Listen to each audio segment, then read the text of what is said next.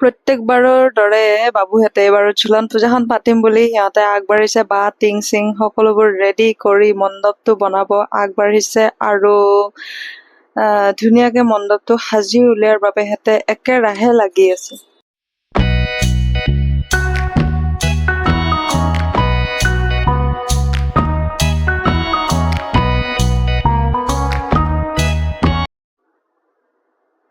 এইফালে চাওক, বৰষুণৰ সময়তো সিহঁতে ৰখা নাই, বৰষুণতো কামত লাগিয়ে আছে পুৰা।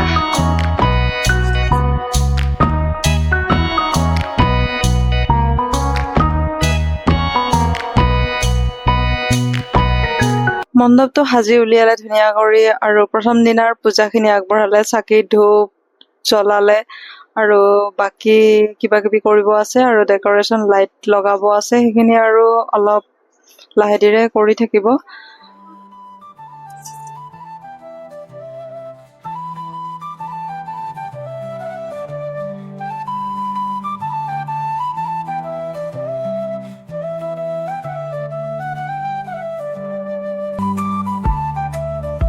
প্ৰথম, দ্বিতীয়, তৃতীয় আৰু চতুৰ্থ দিনকেইটা পাৰ কৰাৰ পিছত 5 দিনৰ দিনা আমাৰ ইয়াতে খিচাৰী আৰু পায়সৰ ব্যৱস্থা কৰা হৈছে। সকলোকে খিচাৰী পায়স ভগাই দি তাৰ পিছত আৰম্ভ হ'ল আমাৰ পুৰা ফূৰ্তি। এয়া চাওক, আপোনালোকে চাই থাকক, গোটেই কলনীৰ মানুহ আমাৰ ইয়াতে, সৰু বাচ্ছাৰ পৰা ধৰি ডাঙৰ সৰু কোনো চিন নাই, সকলোৱে মিলি আমি ইয়াতে ফূৰ্তি কৰি আছো আৰু প্ৰত্যেক বছৰে আমি সেনেকে ফূৰ্তি কৰোঁ আৰু ইয়াতে কোনো ভেদভাৱ নাই।